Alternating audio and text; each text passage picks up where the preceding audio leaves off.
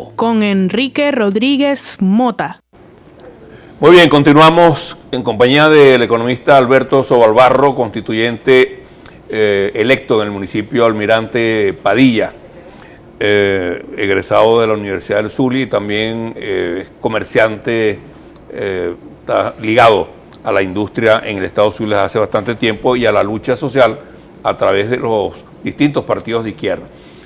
Alberto, dentro de las comisiones donde tú estás, ¿qué están trabajando y qué están creando? Estamos hablando fuera de cámara de que hay que atacar inmediatamente el problema de la comida, de los costos, del valor, de la especulación.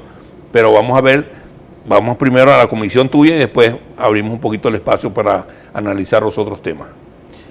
Bueno, desde la Comisión de Economía, déjame decirte, se han nombrado de las 20 comisiones, primero se han nombrado solamente 2 comisiones, la Comisión de la Verdad y la Comisión de Economía. Las otras 18 comisiones se han nombrado el presidente y el vicepresidente.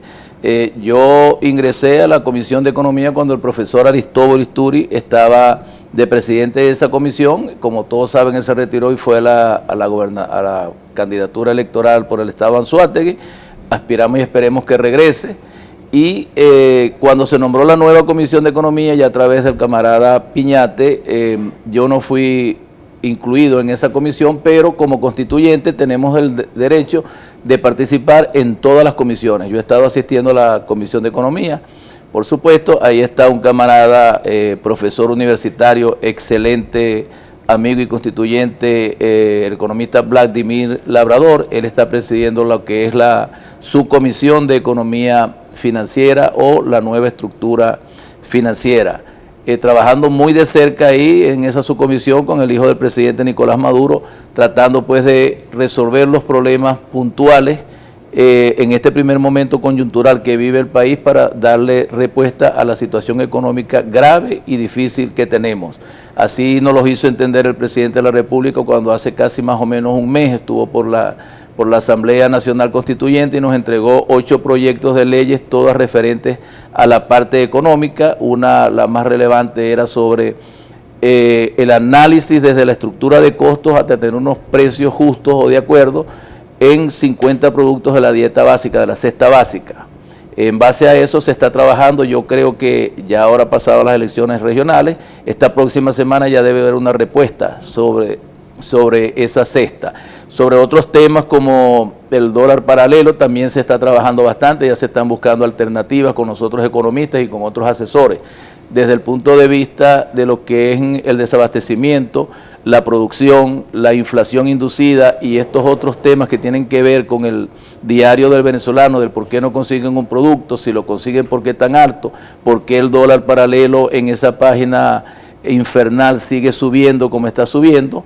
En todo eso se está trabajando. Yo creo que muy pronto, si es posible la semana que viene, ya el presidente debe tener un pronunciamiento sobre lo que es todo el tema económico. Se están incluyendo también cosas como volver a la bolsa de valores para que se hagan las transacciones a través de bolsa de valores y sigamos manteniendo la interrelación comercial y financiera con el resto del mundo. Se está hablando de la apertura de las casas de bolsa y se está hablando de la reapertura de los operadores cambiarios en la frontera.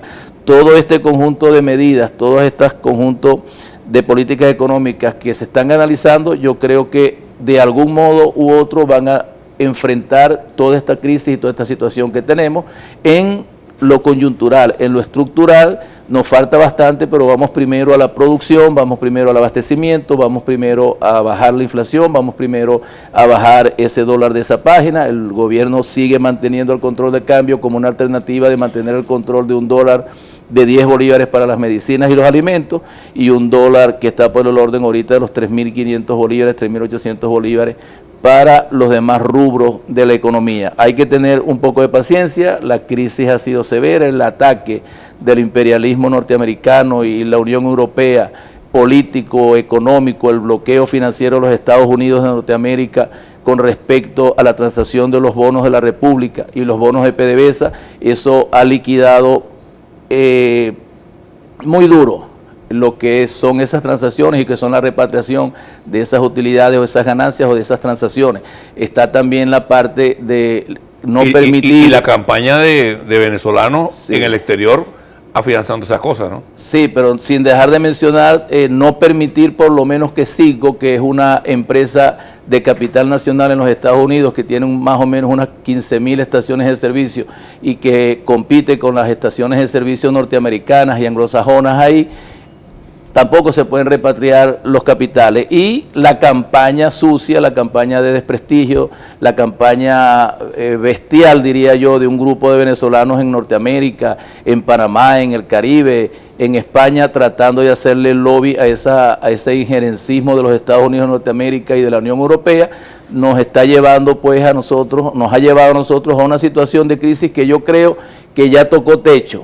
Ya tocó techo, y ahora con esta demostración que se dio con la convocatoria de la Asamblea Nacional Constituyente, el respaldo que recibimos los constituyentes el 30 de julio, donde el 41% del padrón electoral, casi un poco más de 8 millones de venezolanos salieron a votar, con el zarpazo que le acabamos de dar ahorita el 15 de octubre con la elección de 18 gobernaciones a favor del chavismo, a favor del madurismo, a favor de la revolución, y eso significa el 54% de la población electoral con derecho a votar que tenemos. Entonces somos mayoría, somos alegría, aún con esta crisis difícil, aún con la derrota que recibimos en las otras gobernaciones, inclusive muy lamentable haber perdido a Zulia, pero aquí estaremos incorporados con el comandante coronel Arias Cárdenas en su lucha por reconquistar esta gobernación, o por desde donde la instancia que esté con el PSUV y el Polo Patriótico seguir esta revolución en el Zulia, para no dejar entrar desde aquí en esta media luna que se ha creado lo que es el Zulia y lo que es Táchira al lado de los colombianos, que es un gobierno hostil, un pueblo noble, amigo de Venezuela. Por cierto, nadie dice nada, ni los canales venezolanos, ni los canales del exterior, las grandes cadenas del exterior de Europa y de Estados Unidos, que se está anunciando para el día lunes en la hermana República del Pueblo Colombiano un paro nacional de todos los factores sociales en respaldo a que el gobierno cumpla con el inicio del compromiso que hizo con los tratados de paz con la guerrilla de la FARC, hoy convertida en un partido político, pero que se ha quedado chucuto el desenvolvimiento de esos compromisos que se firmaron en La Habana, y que aun cuando hubo un plebiscito que no aprobó, el presidente no acató, porque no era, correlativamente no debía por qué acatarlo, se fue al Congreso, lo maquilló y se aprobó.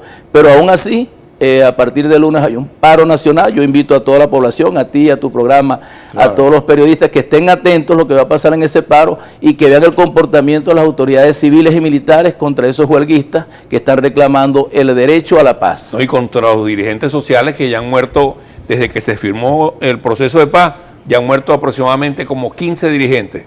Y hace 3 días otros muertos, y hoy, por cierto, estaba Santos en una una locución con 2 ministros y 2 personal militar atrás, hablando de eso que estás exponiendo tú, ¿verdad? Ahora fíjate, Alberto, hace como 3 días me preguntaba un viceministro ahí de Comunicaciones que le diera mi opinión sobre la pérdida en el Zulia. ¿Por qué se pierde el Zulia? Sabemos que habían factores nacionales como, bueno, digo yo, aquí comenzó el bachaqueo, aquí comenzó contrabando de gasolina, aquí comenzó el avance, el quitarle en porcentaje a la gente por los avances, comenzó la escasez del efectivo, comenzaron los bancos a conspirar también. Yo di mi opinión, esa más otra, yo no sé si la íbamos a publicar creo que en Últimas Noticias hoy o ayer o mañana, pero yo quisiera que me dieras tú cuál es tu visión de lo que sucedió en el Zulia y dónde hay que corregir. Bueno, hacer análisis después de una elección y de conocer los resultados es facilísimo, ¿no? Sí, echarle la culpa a su... Sí, echarle ahora la culpa si fue el mal gobierno de Arias Cárdenas, que no creo. El Zulia siempre ha estado en manos de Arias Cárdenas en una buena posición. Hay muchos factores. Primero que todo, nosotros somos un estado fronterizo con un gobierno hostil que está suministrando desde ahí de la frontera, en el triángulo Bogotá, Medellín, Cúcuta, Maicao, todos los problemas. Primero, los problemas de la desmovilización voluntaria de la guerrilla y del paramilitarismo. Segundo, la desmovilización de los campesinos, de las campesinas y de los habitantes de esas fronteras y desde más allá de esa frontera. Nosotros tenemos ya en Venezuela, en el borde de la frontera, 2.000 kilómetros lineales que tenemos de frontera, tenemos más o menos 2 millones de colombianos refugiados en nuestra frontera, del lado acá de la frontera, donde reciben servicios públicos del Estado venezolano, del gobierno venezolano, asistencia médica, agua, luz, escolaridad, inclusive universitaria. Y en el resto del país tenemos más o menos unos 5 millones de colombianos, y si nos vamos a los hijos de colombianos, estamos diciendo que aquí en Venezuela, de los 30 millones de habitantes que tenemos, 12 de una u otra forma tienen una relación con habitantes o padres o madres o abuelos colombianos. Sobre el tema del Zulia, eso nos hace que el zuliano, su misma idiosincrasia, su misma manera de ver el lago, el sol, el puente, el puerto, que aquí se cometen todas las picardías del mundo. ¿Por qué? Porque son picardías que vienen, o marañas que vienen de ahí mismo de la frontera, que han acostumbrado entonces al indígena, guayú, que era trabajador, ancestral, propietario de nuestras tierras, fueron desplazados y fueron desmovilizados por los diferentes factores de derecha o de izquierda del conflicto colombiano, que tiene más de 60 años y que tiene más de 1 millón de muertos. Eso no lo podemos negar. Todos esos problemas se nos han venido al Zulia. Lamentablemente, aquí en el Zulia, el núcleo de lo que es la ciudad de Maracaibo, donde vive la gente jai, los que se creen los dueños de Maracaibo, o sea, como llamamos allá en Caracas los dueños del Valle, los dueños de aquí de Maracaibo, esa población por supuesto es antichavista, y o parte de esa población es antirrevolucionaria, es gente que ha estado en los mejores institutos, en los institutos más caros, porque yo estudié en un liceo público, una universidad pública, y no hago ni comparaciones con otros colegios donde inclusive hoy estudian mis hijos o mis hijas, ¿no? Estudié en una escuela pública, estudié en un liceo público y me gradué honrosamente con muy buenas notas en una universidad pública. Entonces todos esos problemas, la maraña, la picardía, la manera de hacer los negocios de otra manera, ha llevado al Zulia a que de aquí florezcan y surjan hacia el resto del país muchos de los problemas que inclusive tiene la capital. El mal gobierno, el buen gobierno de Arias, habría que evaluarlo en su gestión. Yo creo que no se le hizo más al Zulia, no se le ha hecho más al Zulia que Arias Cárdenas, ¿te acuerdas?, a mitad de los 90, y que se le hizo ahora en estos 4 años. Y que si comparas el gobierno de Arias con el de Pablo Pérez o el de su antecesor... Bueno, no hay comparación, no hay comparación. Entonces yo no quisiera analizar de decirte si Arias es responsable o el equipo de gobierno es responsable.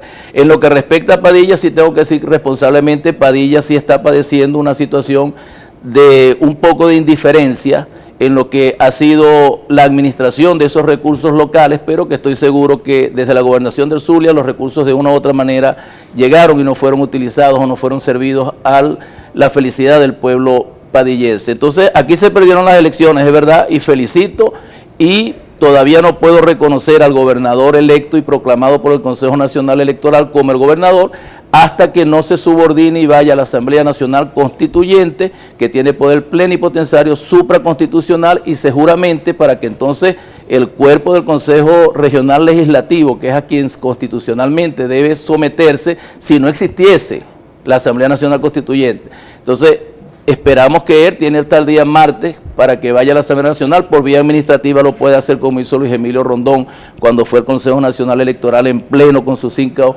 magistrados a subordinarse a la Asamblea Nacional, como lo hizo el presidente de la República, como lo hizo el Poder Moral, como no lo hizo la Asamblea Nacional, y por eso siguen en desacato. Yo, Alberto Sobalbán, hermano, como gobernador te reconoceré en el momento en que te juramentes allá ante la soberana plenipotenciaria Asamblea Nacional Constituyente. Mientras tanto, estamos ahí. Pero vamos a identificar además que la Constitución del Estado Zulia no puede estar por encima de la Constitución Nacional y menos por encima de la Asamblea Nacional Constituyente. Además que los artículos que se plasmaron allí en esa Constitución del Zulia la discutieron a puerta cerrada y la firmaron ellos. Nadie vio la Constitución. Bueno, cerraste con broche de oro. Claro, me faltó eso. Vamos a identificar y volvemos, ya venimos. Esto es Contacto Con Enrique Rodríguez Mota.